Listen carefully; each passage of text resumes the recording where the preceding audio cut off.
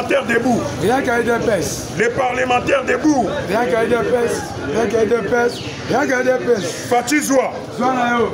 Soit-il Zoua. Zoua Nayo. Allez, Fatih Zoua. Zoua. Mettez-moi pour la Fatih. Mettez-moi pour la Fatih. UDPS viva. UDPS viva. Tous allons saquer. Makamboye Kekito. Tolobi boye. Makamboye Kende Kito. Yosoro Lali. Lala Libé.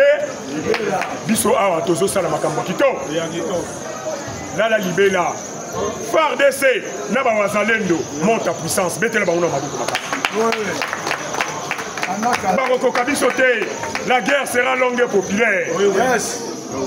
Moutouma benga na Goma, alors le président awa infiltration aussi la teka ndemote yaka. La lodi basuka kuna na Kinshasa baya. Vigilance sur la Kinshasa. Na ebisi mama Kabedi, Alphonsine Kabedi na Katanga. Na bi mama awa. Vigilance sur ça. Na bato Lamuka, na bato IDPS, na bato INC, na bato MLC, na bato AFDC, na bato Palou, na bato Imper, na bato IDEMO, na bato Nio. Nyonso. Vigilance c'est ça maka soro meki okotoka mola poni boya on a Kinshasa te bozo ke kana Goma pona nini po boza ba très na fouillé na salle investigation na ko mona 70% population ya Goma ça va voir voilà na salle investigation na ko mona 70% ya bato Goma na babukavu wana nyonso bazaba wa o muke wana etikali bangonde bako mais même o muke wana etikali ba congolais bangonde babomba ba rwandais nanda voilà Fatih infiltration négociée la té ane infiltration négociée la té la police infiltration négociée la té population boye baké infiltration négociée la do bato be intervention Nzambe Nzambe baza suka eza boyete yo mona wapi DGM numéro 1 DGM na numéro 2 kwaza censé ya kokengela mboka Jean-Pierre Bemba kangi bango na ye na John na ye na Kinshasa ye akanga bango bien kanga bango ba sola na ba roi tala mutu ba pesi poste aso rambonge be mais azo trahir mais oaza na C yango mais kana ngamo maele ngamo biki ngamo maintenant ça la pour mboka la trahir te mais mutu aza la DGM numéro 1 ya DGM ya province na numéro 2 na ye Jean-Pierre Bemba kangi bango ba sola na ba roi ko eloka bongo tala alolo bake awa to bomba yo olekiwa dossier Bukangalonzo bras de fer entre le président de l'Assemblée nationale Vital Kamerhe. Vital Kamerhe a envoyé une lettre à la Cour constitutionnelle pour dire que la Cour constitutionnelle était compétente de juger Matata Ponyo. Le président de l'Assemblée nationale, Vital Kamerhe, a envoyé une lettre pour dire que la Cour constitutionnelle était compétente pour d'être jugé Kamerhe, pour juger Matata Ponyo, parce que l'honorable Matata Ponyo est député et élu du peuple. En fonction, il est en fonction, il a des immunités. On ne peut pas les juger. Il joue encore l'article 107. L'article 107 de la Constitution dit aucun député ne peut être jugé pendant qu'ils ont lors des immunités. Est-ce que Bolanda Magamna Oluba? Yes. Est-ce que Bolanda? Yes. Vital Kamerhe a une lettre à sa raison. A dit article 107 de la Constitution. Et l'on dit va juger Matata Ponyo. Et l'on dit va juger Kabila. Et quand il a été bois si moi me cotisé. Après c'est l'article 107. On va juger Matata Ponyo Zate. On va juger Kabila P. Et Zate. Wana c'est la constitution talinga ite eza bongo bobunda bino na bino bato justice kuna oya ya lobi boy oya lobi boy bolongo kuna tu dois ba ba changer constitution bozoboya si on a la raison on a la tort Vital Kamerhe a la raison après cet article 107 constitution lobi ba chicher ba voter mais mutayi baki bozo mona ko constitution place memi biso était ya bino to changer constitution mbangumba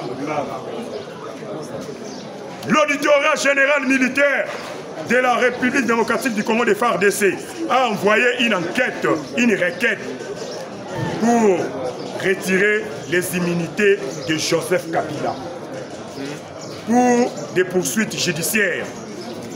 Parce que, pour ce qui concerne sa participation avec les M23. Betama beaucoup Makasi. Constant Moutambate le Maka, allié d'ici auditorat commis lettre à Tindina Sénat. Pas Jean-Michel Samaloukonde, c'est toi qui as là-bas, il te proposé le Gouana. Ce qu'il faut maintenant qu'on freine.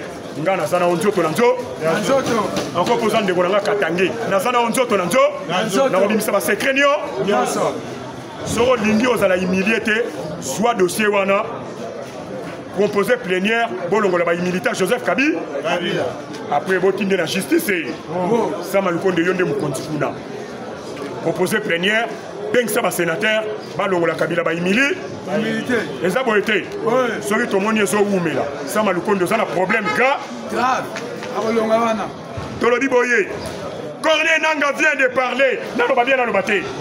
Les rebelles Corneille Nanga, l'ancien président de CENI, est devenu rebelle, vient de parler dans un média britannique pour donner sa position.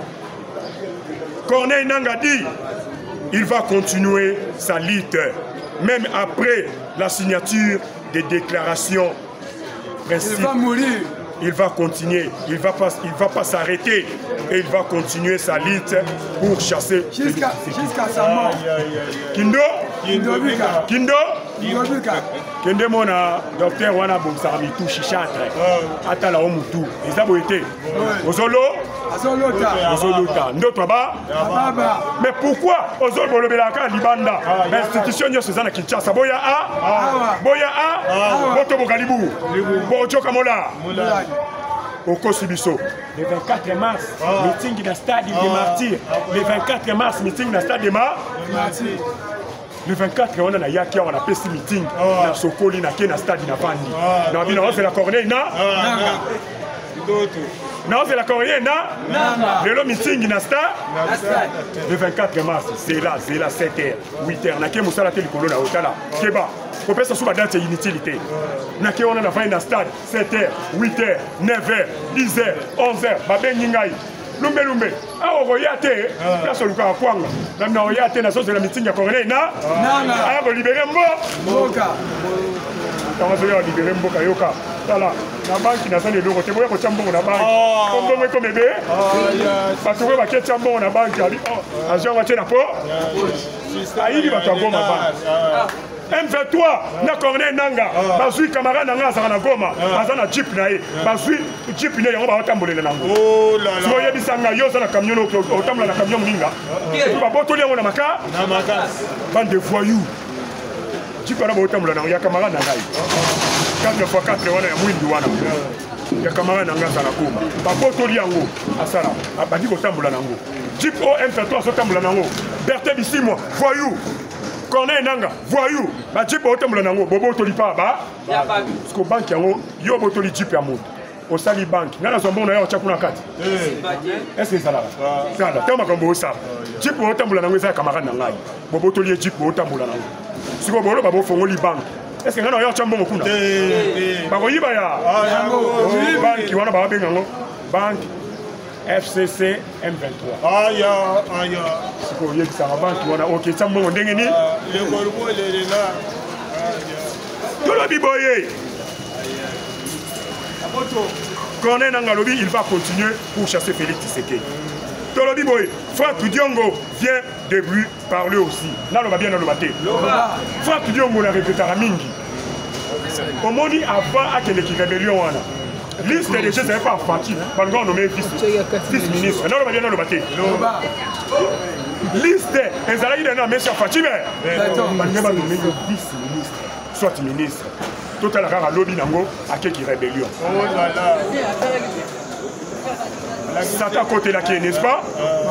C'est mon parti naïe. Nzamba linga qui te voit et qui casse. Très. Mais ça, ok, tout la Fatih, président de la République, Moukanda Ouezara n'a mis ça. Ordonnance va signer, va signer ce qu'on va bien guisser, va nommer au ministre, lobby n'a pas qui rebelle. Moi, je ne sais pas côté. Va tenir ce va complot ma bien en beaucoup. Mbokeza ya bi. Alors ba Rwanda nyonso nazo ila biloko ki mana mboko. Na est déjà babimi. Et ça été. Franck Diongo vient de tweeter en disant à imposer babiloko nae. Il faut suspension de l'accord signé à Washington. Encore on a fait signé à Washington. Abiya Boyango. Va supprimer ya. Négociation, renégociation par les institutions légitimes et représentation. Par les institutions légitimes. 3. Participation obligatoire de tous les traités par l'Assemblée nationale. Place de comment on a traité par l'Assemblée nationale. Place de comment on a traité par l'Assemblée nationale. Dans le bango à Bobo Yakat. Talabo Kebanabino, Namo Assemblée nationale, Vital Kamere. Awa, Franck Diongo, le Bimakambo, Awa. Dans le bango tout Awa, t'es présent à Bemaka. Tu es comme on a qui te fait l'analyse. Va traiter par l'Assemblée nationale. Vrai ou faux? Moi, je suis Abimawa. Moi, je suis Abimawa. L'Assemblée nationale. Oui, on contredit la sous le monde. Tolodi Boye, 124 000 km² volés. La RDC, République démocratique du Congo, mérite par l'occupation rwandaise. Une plaie ouverte qui soupire depuis 30 ans. Ce sont 124 000 km², une superficie équivalente à 8 fois la Belgique, à 4 fois le Rwanda et encore la totalité de Bénin, République à Bénin. Ce sont les terres congolaises occupées illégalement depuis 1990. Sous les regards complices de la communauté internationale. Voilà comment le Rwanda, avec la complicité du monde, a annexé en silence les territoires congolais. Chaque jour qui passe sans réaction et une gifle au visage de 100 millions de Congolais, une humiliation. Vrai ou faux? Vrai. La constitution congolaise a été fouillée depuis l'article 1, c'est l'article Souka. La limitation, il y a un mot qui a dit que ça a été superficie, il y a RDC, il a fouillé la constitution. Pendant la Evangélie, il y a Souka, superficie la constitution, ça il y a un mot qui a été 124 000 km² pendant occupé. Même dès que la superficie n'a 2 345 000 km². Le lot, Tobo Bamboka Moussous est commis 2 345 410 km². Le lot Soussou, Nayoki, Babakisi, 124 000 km². République démocratique du Congo, Talamboko Mouné ne Pélé. Mouné ne Pélé. 80 fois la Belgique, 160 fois réunis le Rwanda et le Burundi, au Kota. 80 fois la Belgique, 1, 2, la Belgique joue en Nyonsa, Belgique Mobimba, Zwamboka Noko Tiangwa 80 fois. Mboka Mouné, Yango sous ma bâtisse Moussous, la évité de Tiangwa, Nakoswa, 2 345 410 km², plus 124 000 km². Dans ça, la calcul, c'est bon que ça calcule le mot. Talambo qui bat Sami Sous. Oh, nous sommes qui peut pas papa. Tosuya.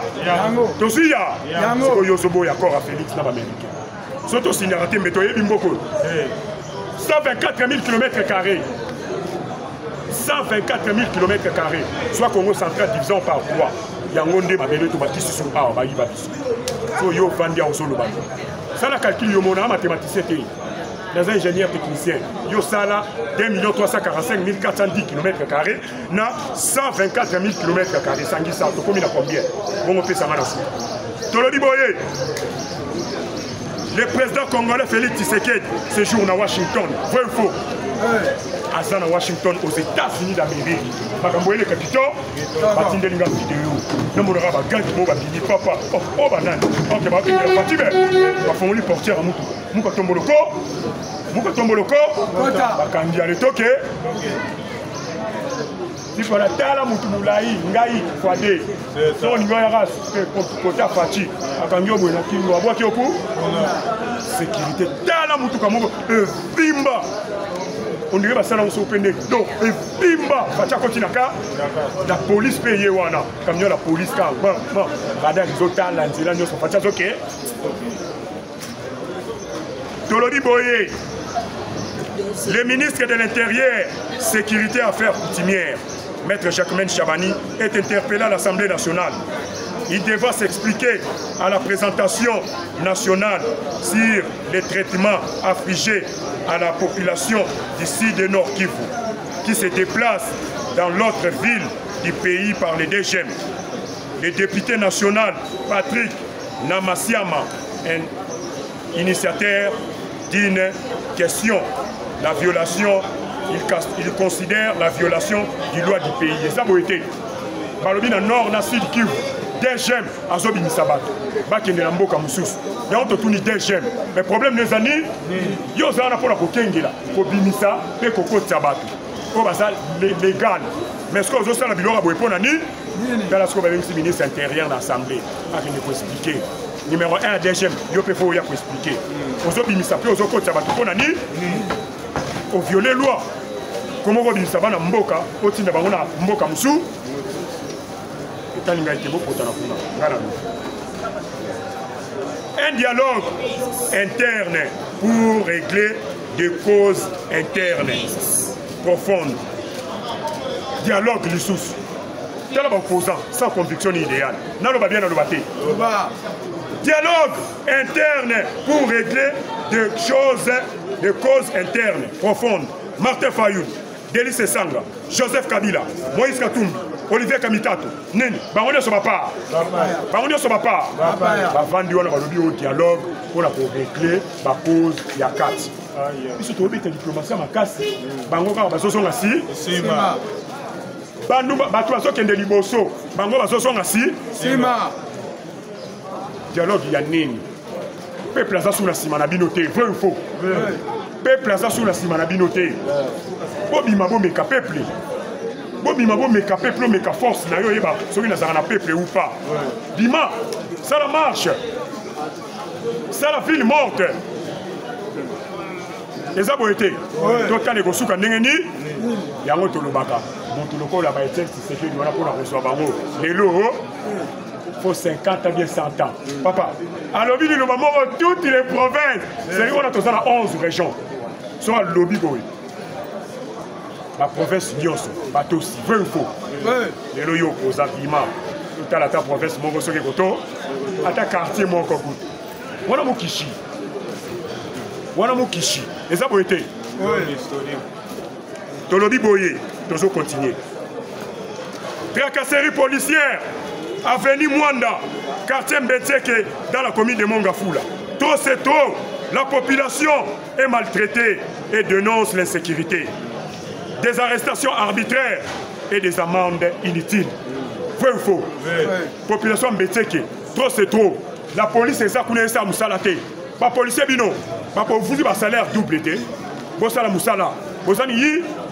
Israël. Nous t'avons remplacé Kiliba Liba. Bende ba policier no mato. Israël. Na ebi osa mwana masina. Etalingate. Bende ba policier no mato. So qui est sécurité zo continuer ka bo. To so longola yo. Vrai ou faux? Oui. États-Unis pèse ni so ultimatum. Va payer belé et quand tu es États-Unis. Mais RDC, ça va quand même. Mais à condition que bon ranger la police n'a vu, bon ranger la sécurité n'a vu.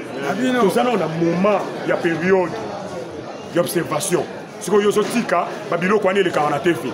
Israël n'a pas noté au Colombois. Au sein de la coupe tout au long. Et ça, vous été. Des gens qui liba à tirer au sein de l'autre côté. Vrai ou faux? Ma camion longue là, les autres termes qui embouteillage, ma tapage nocturne, ma tapage diurne, ma sonorisation et longue. Et c'est très long. Yewana longue était. Atikiya. Ndege yo pour ok. Ça bon de la moutouté. Mais ça va soudain ça la parade, le va policier pour Okanga. Pour aller ba ça la baba nini. Mama be aweza ba civilité ka ba soda. Oyo wana ya lemba, ba yaki ko braquer bato. Bakangi ba on a lo ba bien le baté. Dans tous les figures, il y a une figure d'un angida de l'armée. Ils sont payés à la police.